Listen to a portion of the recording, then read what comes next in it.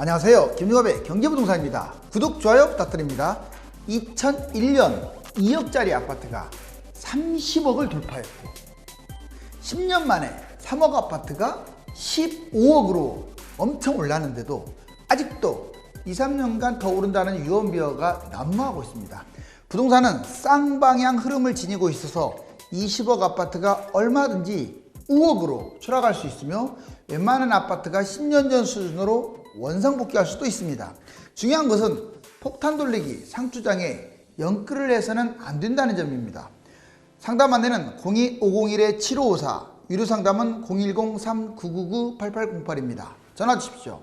전통적으로 6월은 부동산 분기점으로 집값이 크게 요동치는 달입니다.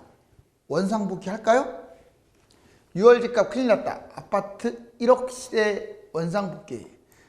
1억짜리가 뭐 20억도 갔는데 이제 20억짜리가 추락하지 말라는 법 없겠죠? 이렇게 쭉 올랐습니다. 자, 이제 2021년 혹자는 22년 이제 분기점으로 잡는데 이 부동산들이 이렇게 추락하는 일만 이제 남았겠죠? 지금 계속 집값이 올라가는 것으로만 지금 보도를 하고 있는데 언론이 실제로는 그렇지 않습니다. 재건축들만 뛰고 있고요. 지금 선도지수 5분이라고 하는 상위 20% 아파트들은 떨어지고 있어요. 상위 20% 아파트가 떨어진다는 얘기는요, 대세 하락으로 갈 수 있다는 거예요. 항상 비싼 것부터 싼 것으로 물이 흐르듯이 그렇게 추락하거든요. 보세요. 개포 레미안 블레스티지 34평 27.7억에서 26.8억.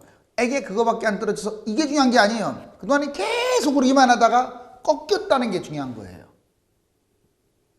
고가 아파트 하락 반전, 대사락의 신호탄. 이 고가 아파트가 그래서 중요해요. 잠실 신천동 파크리오 34평 22.2에서 2억으로 많이 빠졌네요. 서초 반포동 반포자리 34평 29억이 26억. 마포 레미안 웨스트림 34평 18.4에서 15억 많이 빠졌죠. 성동구 응봉동 대리밀자 37평 17억이 15억. 영등포 신길 뉴타운 34평 17.5억이 14억까지 추락을 했습니다. 지금 보시면 이제 15억 이상의 고가 아파트들이 자꾸 저점을 찍으면서 내려가고 있어요. 이거 아주 중요한 말인데 부동산 매매 판단 요소 꼼꼼하게 점검해야겠죠. 내가 지금 20억짜리 이상을 갖고 있든 아니면 자본금이 1억밖에 안 되든 상황에 맞춰서 전략을 잘 짠다면 기회가 옵니다. 자, 부동산 매매 판단 요소 입지, 타이밍, 개인 상황 꼭 세 가지가 있다는 거 기억하세요. 이 세 가지 중에서 하나만 뒤틀려도 난리가 나요. 먼저 입지, 단기적으로는 수도권이 좋아요. 서울보다는 수도권이 단기적으로 좋습니다. 올해 뛸 것 본다면 볼 것도 없이 경기도, 인천이 더 뛰어요. 서울보다. 근데 장기적으로 한 10년까지 내다본다면 서울의 희소성 이걸로 인해서 서울이 더 많이 뛸 거예요. 솔직히 지방 같은 경우는 아주 좀 부정적으로 봅니다. 어느 도시가 됐든 인구 감소에 집값이 너무 거품이 심하니까. 두 번째, 같은 가격대 만약 똑같은 10억짜리가 있다. 뭐 서울에도 있고 경기도도 있고 뭐 지방에도 10억짜리가 있다. 그러면 누가 더 안전하고 유리할까요? 장기적으로 봤을 때 무조건 서울이 안전한 거예요. 서울도 같은 10억짜리가 강남에 있고 강북에 있고 뭐 이러면 강남이 더 유리한 겁니다. 즉 강남, 한강, 도심권, 변방 이런 순으로 서울은 좋고요. 전국적으로 따졌을 때는 서울, 신도시, 경기도, 지방 순으로 좋다고 보시면 돼요. 이건 그냥 진리예요, 진리. 물론 이제 하락장만 놓고 봐서는 반대 현상이 일어나겠죠. 반대가. 근데 제가 말하는 것은 다음 상승장 폭등할 때까지. 자, 그 다음에 타이밍. 2년 내 만약에 올해는 좀 뛸 것으로 사람들이 많이 예상하죠. 2022년 초까지도 보는데 나는 올해 중으로 잡아야겠다. 그러면 빠를수록 좋아요.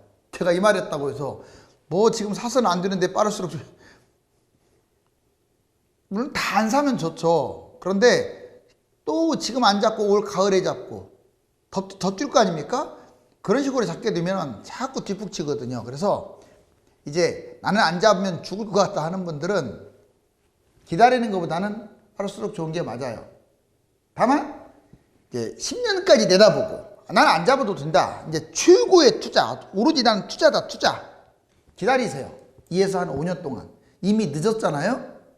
물론 뭐 2억짜리, 3억짜리 잡는데 뭐 기다린다. 이것은 좀 그렇고, 제가 말하는 것은 최소 그래도 5억에서 10억 이상짜리들, 고가 아파트들.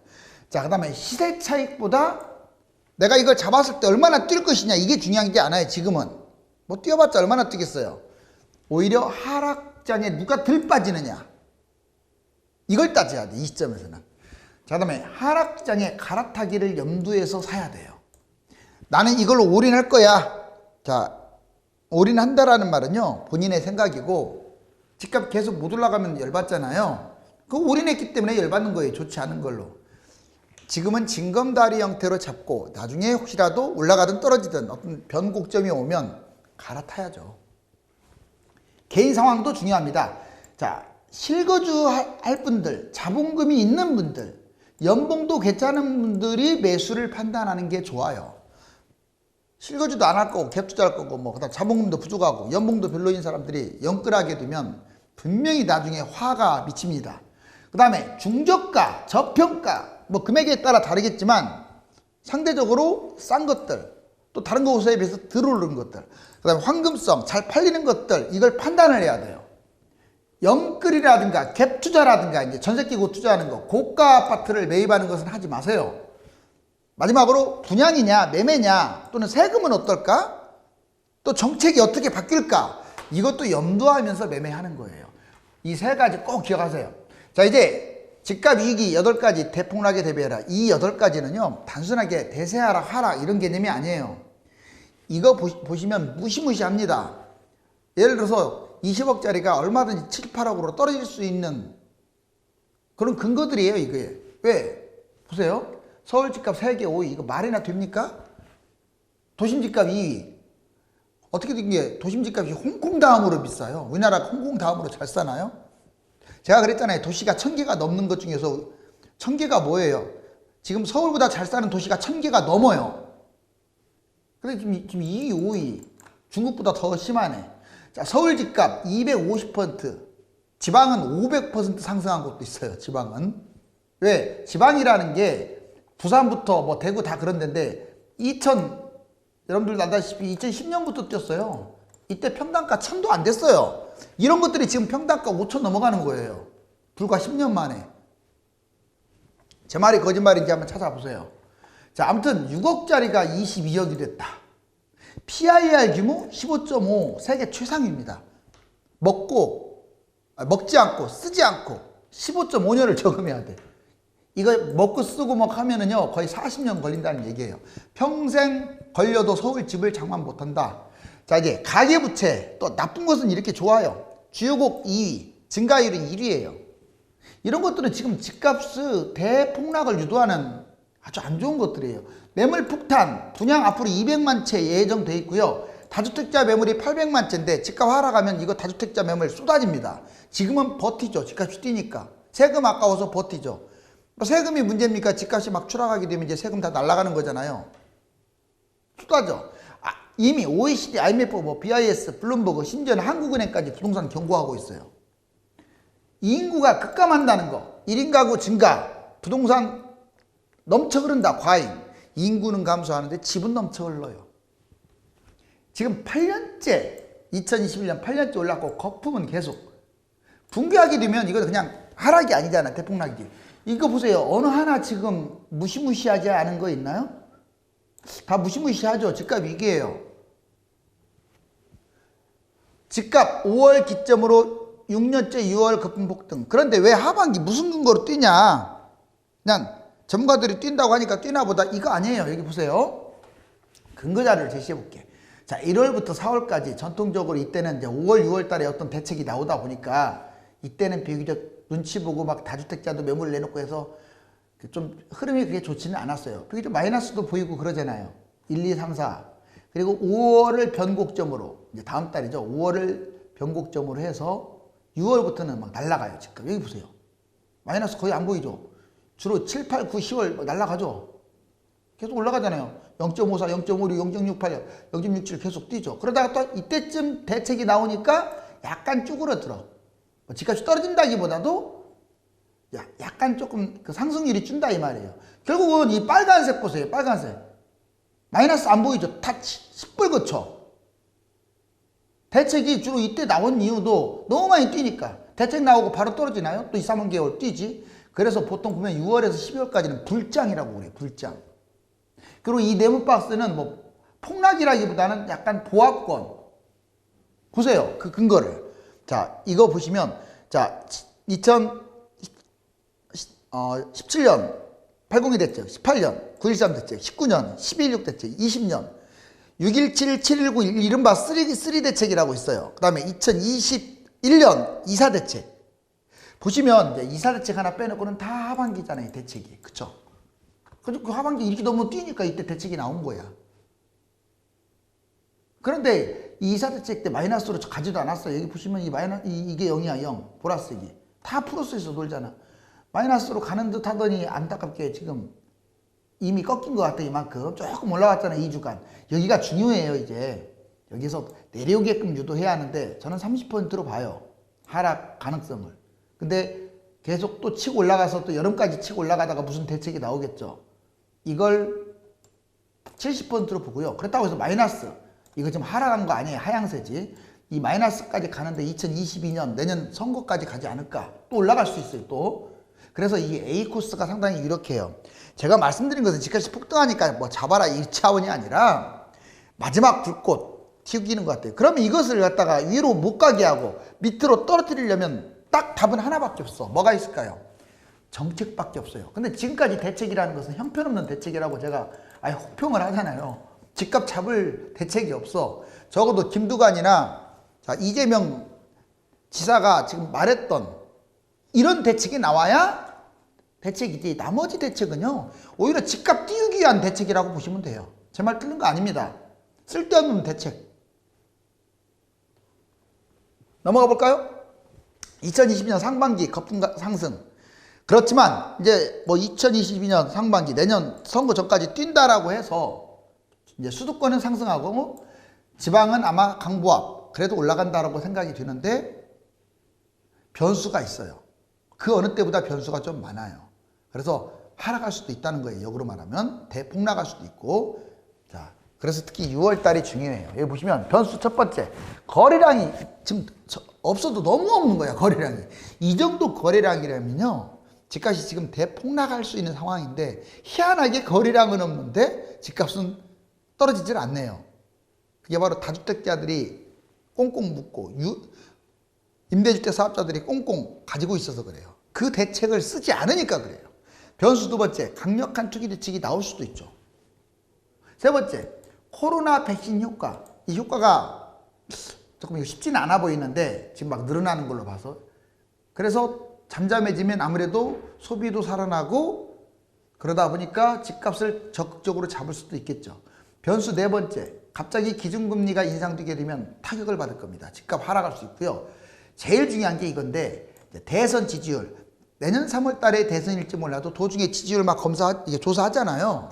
그런데 예를 들어서 특정 당이 지지율이 너무 낮아. 회복을 안 돼. 이건 부동산 때문에 회복을 안 하는 거기 때문에 이제 센 대책을 때려버릴 수가 있어요. 올해 중으로. 변수 많습니다. 꼭 매입을 내가 해야겠다라고 판단한다면 수도권이라고 했어요. 지방이 아니에요. 실거주. 지방으로 따진다면 3, 4억 미만짜리 좀 저가. 그 다음에 중저가 저평가. 분양이냐 분양권이나 뭐 이런 것들. 소비는 살아나는데 이제 근거자리 쭉 한번 보자고요. 소비는 살아나는데 주택가격 전망은 넉 달째 하락. 이게 참 재밌어요. 소비자 심리지수. 이제 코로나로부터 좀 벗어나려고 하니까 올라가고 있는데 주택가격 전망은 4월 달까지 계속 내려가고 있어요. 왜 이런 현상이 벌어지냐면 지금 가장 비싼 아파트들이 떨어지고 있고 그 다음에 거래량이 적으면서 사려는 사람이 안 달라붙어서 그래요. 집값만 지금 상승장에 버텨있지 지수가 추락한다는 건 대세하락에 가장 가까운 근거입니다. 그 다음에 여기 보시면 나오잖아요. 이렇게 턱 올랐다가 여기서 맴돌다가 처음으로 지금 내려가고 있잖아요. 소비자 심리지수도 이건 거꾸로 올라가고 있는데 얘가 떨어지고 있다. 지금 X자 모양을 그리고 있어요. 보통 닮아가야 하는데 X자라고 하는 게 신기한 거예요. 코로나가 이제 계속 가다 보면 없어지겠죠. 그러면 집값은 더 떨어질 거예요. 자, 이제 전국 매매 전망지수 거래량 꺾였습니다. 지금 인천 여기 보시면 빨간색 인천만 조금 아직도 빨갛고 나머지 경기도 서울 쪽은 좀 엄청나게 거래량이 줄고 있죠. 그리고 매매 거래량 추이도 보시면 비수도권, 수도권 아닌 곳들 까만 거 많이 내려왔죠. 이렇게 내려왔죠. 그럼 수도권인 거 노란색 여기도 역시 여기에 비해서 낮죠. 전국 증감률 확 떨어졌죠. 거래량이 줄면은요 결국 무너질 수밖에 없어요. 그럼 대세하락의 여러 가지 지표도 간단히 보자고요. 분양 예정 물량이 부족하다고 누가 물량 부족하다고 합니까? 여기 보세요. 2021년 자 먼저 비수도권 까만 거 이때보다 많잖아요. 그리고 수도권도 더 많잖아요. 2022년 23년부터는 뭐가 지금 대기하고 있어요? 약 150만 채 이상인 3기 신도시 택지지구 추가 신도시가 대기하고 있어요. 분양을. 자 그리고 집값이 하락장으로 접어들기라도 하면 800만 다주택 매물이 쏟아질 거예요. 그 밑에 지역별 토지 재밌는 게 있어요. 토지가 2012년부터 계속 올라갔어. 보세요. 약간씩 떨어지긴 했지 올라갔는데 여기를 정점으로 2018년을 정점으로 물론 지금도 올라가고 있어. 이게 0이니까. 근데 상승률이 어떻습니까? 좀 이렇게 내려가고 있지 않아요? 이렇게 올라가다가 이거 아주 안 좋은 거예요. 일본도 잃어버린 지금 30년 했을 때 가장 먼저 붕기는 게 토지 가격이에요. 이거 토지 가격 붕괴의 신호탄 아니냐 하는 전망도 나와요. 안 좋은 건 또 이렇게 올라가고 있습니다. 주택담보대출은 꾸준히 지금 세계 그래서 최강이죠. 엄청나죠. 그런데 기준금리는 지금 여기 바닥인데 자 이거 지금 주담보대출 노란색 좀 올라가고 있는 거 보이죠. 이렇게 즉 기준금리도 같이 따라 올라갈 수 있어요. 지금 주가가 뛰고 있다는 것은요 물론 돈이 많이 풀린 것도 있지만 지금 미국 연준에서 기준금리를 올릴 가능성이 높아졌다는 뜻이에요. 자 이제 수도권 외곽 상승 제가 안 좋은 것들 못난이가 뛰고 입지가 외곽인 곳들이 뛰고 하는 것은 끝물이라고 했잖아요. 끝물. 주택 거품지수 아주 위험한 수입니다. 이거 보시면 예전에 2007년에 의정부 처인구 이렇게 해갖고 외곽이 이렇게 많이 뛰고 오히려 뛰어야 할 강남 쪽은 이렇게 빌빌거리고 있어요. 자 근데 지금도 똑같아 그 모양이. 강남 빌빌거리고 있는데 뭐 여기 의왕시, 인천 연수구, 양주시, 남양주시, 안산시, 고양시, 시흥시, 의정부시 외곽은 뛰고 있네요. 여기처럼. 너무 쌍둥이 아니에요? 폭락의 징조. 여기 보시면 자 강남은 추락하고 있는데 서울은 추락하고 있는데 외곽이 뛴다. 그리고 예전에 전고점을 찍었던 164점을 가뿐히 뛰어넘었어요. 언제? 2020년에. 지금 21년에는 더 쪘어요. 이거 지금 버블 터질 때 옛날에 그 서프라이 모기지론 미국발 버블 때 우리나라도 심했거든요. 집값이. 근데 그때보다 더 올랐다고 지금. 금융위기 때보다. 얼마나 위험한지 알겠죠? 자 그리고 4월달 서울 아파트 거래량 아주 계속 내려가고 있고 선도 아파트 50지수도 바닥을 치고 있는데 이렇게 거래량이 많아서는 별로 안 좋은 상업용 부동산 이런 것들 업무용 부동산은 뛰고 있어요. 거래량이 이렇게 16% 18% 증가. 왜? 항상 안 좋은 것들이 올라가고 있다고 했잖아요. 이 끝물의 징조죠 이것도. 서울 매매는 줄고 출산율이 역대 최저. 보시면 여기 진짜 매매는 엄청나게 줄었죠. 거래량이. 근데 증여는 올라갔어요. 어쩔 수 없이 양도세 중과세 때문에 증여한 것 같아요. 강남도 마찬가지로 매매는 줄었는데 자 증여는 증가했네요. 자 2월 결혼 출산율 출생 계속 떨어져 갖고 지금 21.5. 사망이 앞질렀죠. 작년 20년 기준으로 해서 앞질러갖고 계속 지금 사망자가 더 늘어나고 있어요. 혼인은 줄고 있고 이혼은 그냥 그대로. 오락가락 정부. 오락가락 이랬다 저랬다 하니까 집값은 계속 뛰었어요. 1년 만에 이렇게 뛴 거 보세요. 경기도도 뛴 거 보세요. 서울 이렇게 뛴 거 보세요. 3억짜리가 어떻게 5억이고 자 9억짜리가 11억입니까? 자 대치 집값 50억 뚫었다. 이거 재건축은 뛰고 있다고 했죠. 외의적으로. 재건축이 이제 뛰고 있는데 최근에는 다시 또 잠잠해졌어요. 왜? 토지거래 허가지로 묶어버려가지고. 지금 신나게 이렇게 가다가 이제 꼬꾸러지고 있는데 자 아무튼 아파트 1억 시대로 원상복귀하는 이 시점 조심해야겠죠. 지금 중요한 것은 단기 거품 폭등이 아니라 그 이후에 다가올 대세 하락 대폭락입니다. 눈에 보이는 조그마한 빛만 보고 그 뒤에 숨겨진 엄청난 그림자를 발견하지 못한다면 사상 초유의 대위기를 맞이할 수도 있습니다. 감사합니다.